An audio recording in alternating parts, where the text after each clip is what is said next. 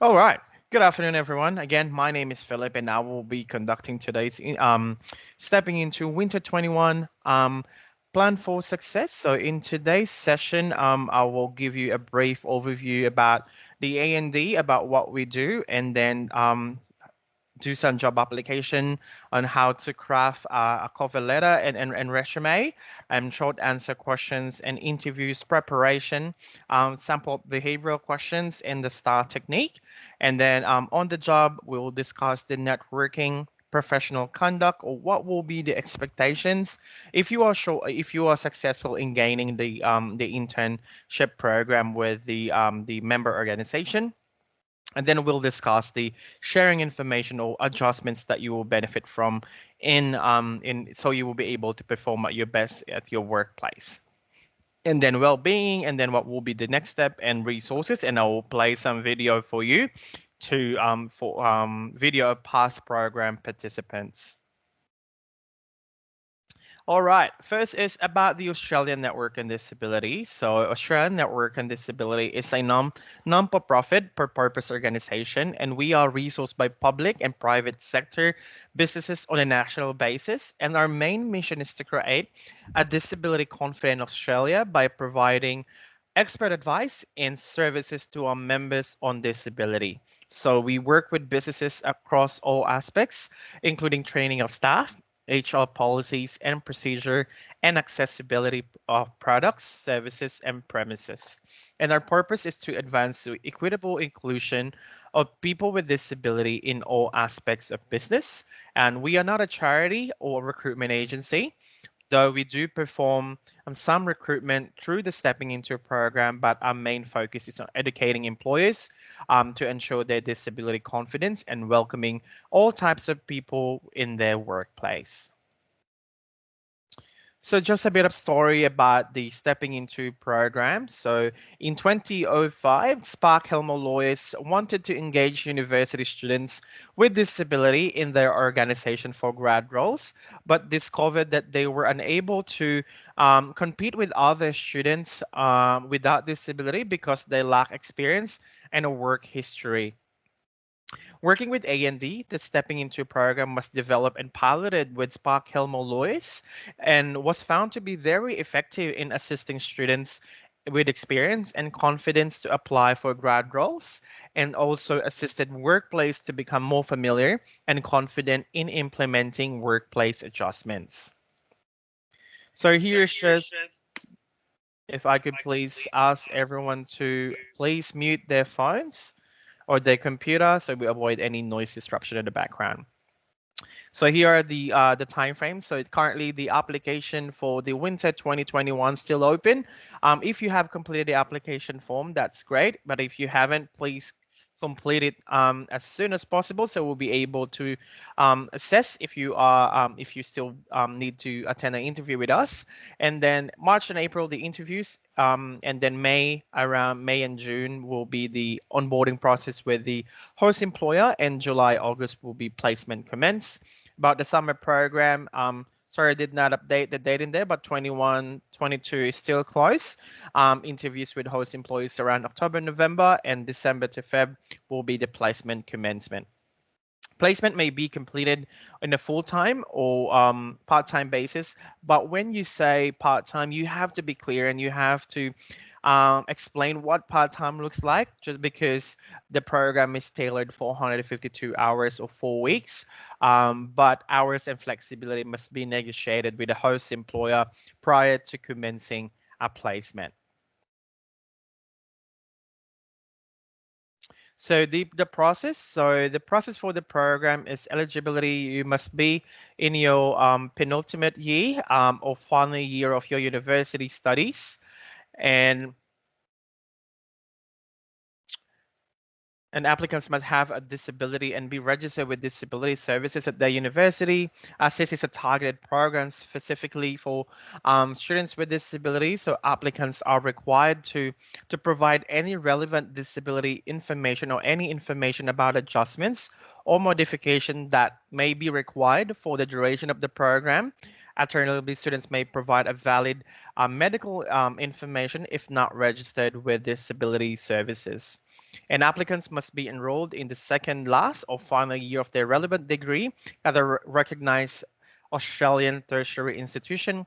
Please note that every employer has their own eligibility and selection criteria. So please read the job description on our website for complete its requirements and eligibility.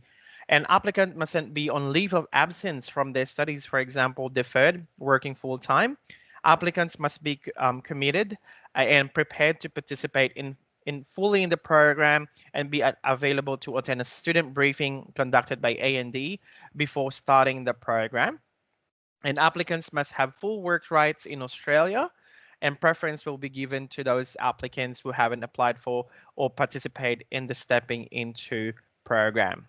So the application process is to attend an information session, submit the online application, and attend one-on-one interview with A&D, and A&D programs team will advise if you are shortlisted.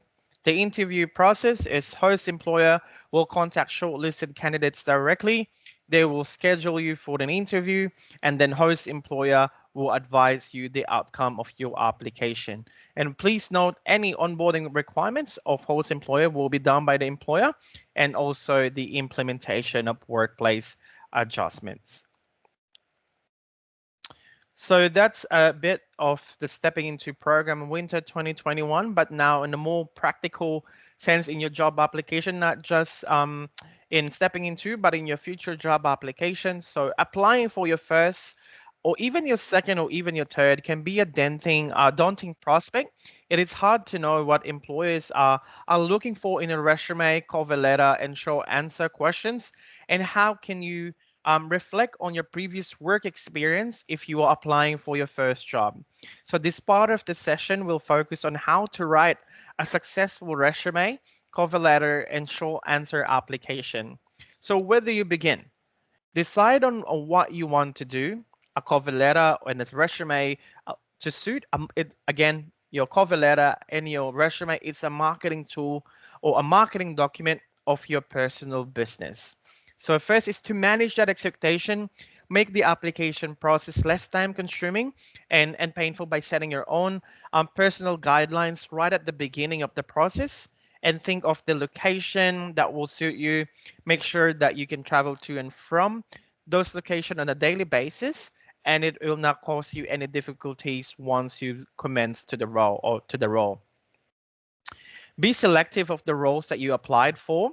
Less is more when you are picking roles that are suitable for you. And also when you applied for multiple, it could be disheartening being turned down for a large number of roles when you're applying for many that you aren't suitable. So this was shared to us by previous applicants that due to the number of their job application, none of them was successful, or none of the job applications submitted is successful, and they didn't get that further chance for the interview or that initial recruitment process. So again, where to look and apply. So do your research, look on industry specific website, look at company specific website, take your time. Don't become frustrated by the lack of choice or the large number of saying no to you, and also to utilize your LinkedIn profile. Here are just some top tips on your resume. First is your resume should be standardized throughout the formatting, the font, the colors, everything. Think about the opinion this gives an employer. If you really want to stand out, go all out and make a total unique template, but make sure it is standardized. Next is tailor to your market. So this is probably the most important point on this list. For your resume to be perfect, you must understand who your employer is. The resume you send to Google, Apple, it's not going to be the same as the one you send to ANZ Bank, NAB, or government institution. Do some research. If your resume is tailored to suit the employer, you have a greater chance even if you do not meet all the requirements. What's better, it's a highly experienced employee people don't get on with, or a less experienced employee that gets on who gets on with other employees or with everyone within that organization. Next is to get your things in order in your resume. So the order of your resume is also vitally important. So your profile is your elevator pitch, and it's the introduction or synopsis of your resume and gives the reader a quick glimpse of who you are. Next is quality, not quantity. So don't write your life story in your resume. So only include experience and interests which you think are relevant to the job that you're applying for. And if you work as an intern for example, you've applying for an ANZ role and then you work with NAB, so therefore you still complete that, share that to include that in your resume. That is more relevant than the fact that you did weekend shifts at Baker's Delight, for example. You get so now you get the gist, but this depends on how much experience you must work with. Lastly, it's to add some flair to your resume. So do not write your resume like a status report, a thesis report, assessment report. The common misconception is that a resume is there so the employer knows what you've done, a historical document of your professional life. Note that this is not the case. So your resume is designed to sell you. It is your personal advert. So add some flair, add some personality. But when we mention add some flair, don't use different color of fonts or different size or in your resume that it's really hard to read. So make sure you go back into that standardized process of your resume so that it's really easy to read. And again, you are selling yourself to sell you, not your experience. Next is for the cover letter. So first is make it easy to read and match it with your resume. Again, the standardized process. So no matter how beautifully you write, no matter how compelling your story is, an ugly looking cover letter will never get that attention. And keep it to a single page. Hiring managers are pressed for time, so they won't read a multi-page cover letter. It is very length would indicate that you're a rambling, imprecise, and therefore unappealing candidate anyway. So keep yours to one page, but don't fill it up completely. Next is to compose unique cover letters for each companies. Don't send one size fits all cover letter. So every company has a unique problem they're trying to solve through hiring. Tailor your cover letters. Don't just explain that you're competent at your job. Demonstrate your awareness of the company's goals and how you can help achieve them or how to solve that unique problem by hiring you. After you craft your cover letter, now moving into the selection criteria responses. First is to understand what's being requested. So read through the selection criteria in detail and understand what each one is asking for. The job description or the statement of duties will help you understand what is required in terms of qualification, experience, and skills, and this should help you shape your responses to the selection criteria. Take particularly note of these how the selection criteria are worded. So you might need to have well-developed skills or demonstrated capacity or experience using and knowledge of. So you need to understand that they all require a different approach. So experience using requires a description of how you've used something to achieve a particular outcome or result, whereas knowledge of needs a demonstration of your knowledge about a particular area. Next is to state your claim. You will be generally be required to respond in writing separately to each criterion using an example or two to demonstrate how you can claim you have the skill that they're looking for.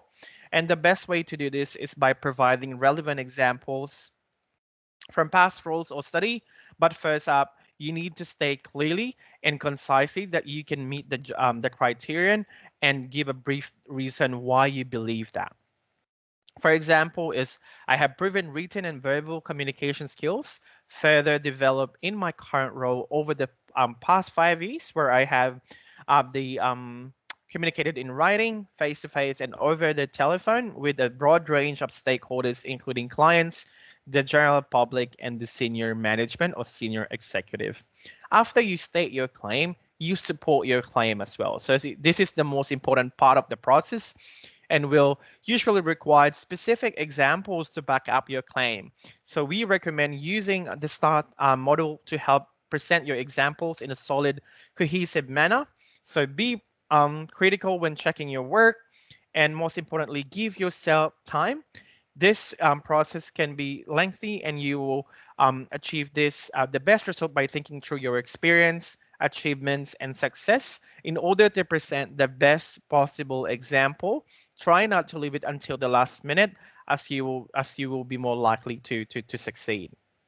So after that selection criteria responses, we'll go into your interviews. So you've received a call of for the internship program or that dream job of yours. So how do you prepare for the interview? So the first step is the preparation process. Should to go back and review the job description. Most job description follow a similar pattern and are usually categorized by the following points. First is the job title, duties, skills required. The job title and department will give you an understanding of the major purpose of the position, and read and review the job description very thoroughly and be sure to align your competencies with the skills required for the job. And you will ready yourself for questions around your previous experiences performing similar duties in other organizations. Next is the organizations look to hire people with similar values to those of the company culture. Will give you an insight into the organization's future goals and plans, and being able to discuss these points will make you seem like a long-term investment to your future employer. So here nowadays that we are, most of us are working from home, studying from home. We are living in the world of flexibility. So a lot of interviews will be done virtually. And if you haven't done so for the stepping into, we will invite you for a Teams or Zoom interview. So this will be the top tips that to consider or to use in attending the virtual interview. First is test your technology. Technology is not our best friend every day. So the minute you agree to a virtual interview, test your technology to ensure you're set up for success. And on the day of your interview, test your equipment and internet connection again, and always have plan B, plan C. So if things did not work out, at least you have other options. Next is to set the scene and minimize distractions. Remember when I asked you to mute your laptop, your phone, so we will avoid noise disruption. That applies within virtual interview as well. So find a room with optimal lighting, preferably near a window or a blank wall to guarantee you're the focal point of the conversation. Once settled, eliminate all distraction. Next is to sit down and prepare. Just because you're on a computer doesn't mean that you can search for the web for answers mid interview. So avoid clicking around. So the interviewer will be able to see that, and like to see that you're googling and like you're not that engaged. You don't have that strong interest for the interview. And next is to practice, don't memorize. So you don't want to sound so robotic throughout your interview, whether answering or asking questions or giving your elevator pitch. So it is really important to keep things simple.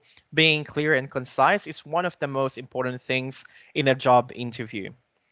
So once you've been clear of that, monitor your body language. So you can't firmly shake a hiring manager's hand or easily exude enthusiasm by a video. So keep your focus on the camera when talking, not on the image of the hiring manager. Next is dress the part. Professional clothing with which will show you're serious about the position, but there are personal benefits as well. As studies show that people feel most authoritative, trustworthy, and competent when wearing formal business attire. And next is to make a connection. You never know how many interviews in a company may conduct for a position. You might be at the end of a long list of people the hiring manager spoke to onto that day. This is why it's important to make that connection. And next is to be your authentic self. A key task for a recruiter is determining whether you will be a good fit for the company's culture. Give them a reason to push it through to the second round of interviews by shining a light on how you can help the organization. And after that, the interview follow up. So within the 24 hours of the interview, send an individual thank you email to everyone you've met. Not only will show that you value their time, but it provides you the opportunity to resell yourself, express the unique strengths you bring to the role, or share any talking points you forgot to address during your interview with them. So as mentioned in behavioral type questions, STAR technique is extremely useful when answering behavioral question type. It provides a simple structure for you to follow to ensure you don't go off track with your answer and you keep it simple and concise. So S is for situation. What is the background? What is the set of the scene? T is for the task or target, specific of what's required, when and where and who. And A is action, what you did, skills, use, behaviors, characteristics, for example, and what is the result, outcome, and what happened. Of course, a good result is preferable, but not always the case. So you can share a great score, a positive feedback, or any learnings you took away from that experience. So now on the job. So you've now been offered a position in your dream company, or you've been offered your first job. So we now in this part of the session we'll discuss how to network, different ways to build your network. Next is the professional conduct, what will be the expectations of you, and self-care, and then sharing information. First is to networking. So to build up your networks is to attend careers fair, employer presentations and conferences, connect with alumni groups. So previous alumni with Stepping Into Program, we do have that a linking alumni group. So you could ask questions from previous participants and ask people you know for their contacts, join professional association or student societies, expand your voluntary work, and build your professional online network such as LinkedIn. So your LinkedIn is, or LinkedIn nowadays is a very useful tool for you to sell yourself or to network to other professionals or to organizations. Nowadays, that I've said, we are living in a world of flexibility that everything is done online. In LinkedIn, they will deliver some online courses or short conferences that you for free that you may be interested in, and you can sign up and listen to that. That will be added skill into your resume. Professional conduct, once you've started your job. So sharing in so professional conduct, dress appropriately for the work setting, be prompt and on time for work, maintain confidentiality and work related information, and familiarize yourself with organization procedure and functions. And if unsure about the assigned task, discuss on strategies with your supervisor or colleague. Self-care plan is a very important tool for you um, to have in while you're at work, or when you're about to start at work, or even in your daily lives now you're studying. So self-care is any activity that we do deliberately in order to take care of our mental, emotional, and physical health. So here are just example of that. So again, make sure that you've discussed with your supervisor about your self-care plan. What are the things that you will be enjoying that to when it comes to workplace, physical, psychological, emotional, spiritual, and relationships. Now, stepping into program is a targeted program for students with disability. So sharing information in the workplace can be a tricky topic.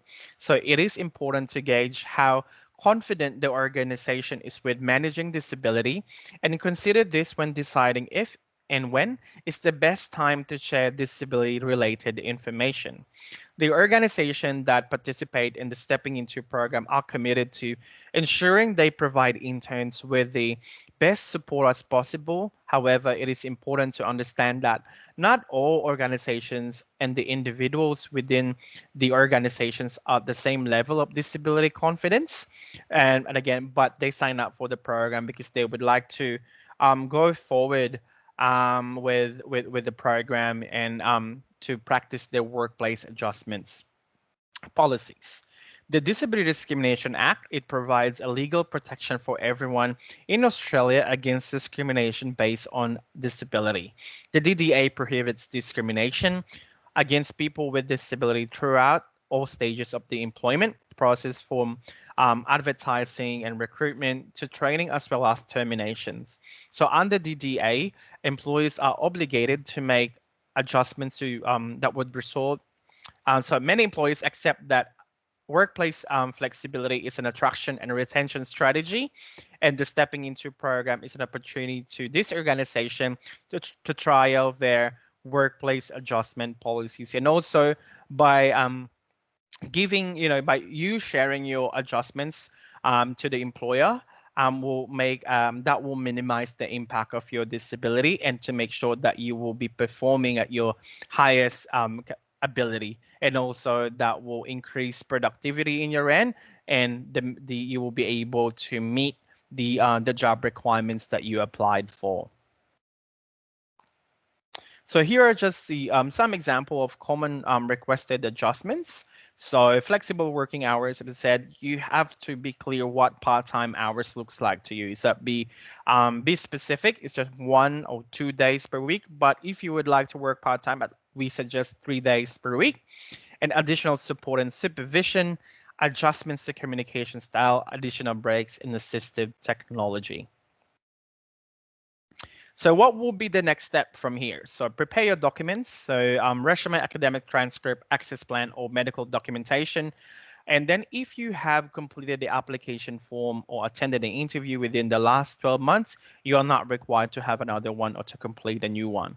But you have to update the programs team if you're current or if there's any changes with your adjustments.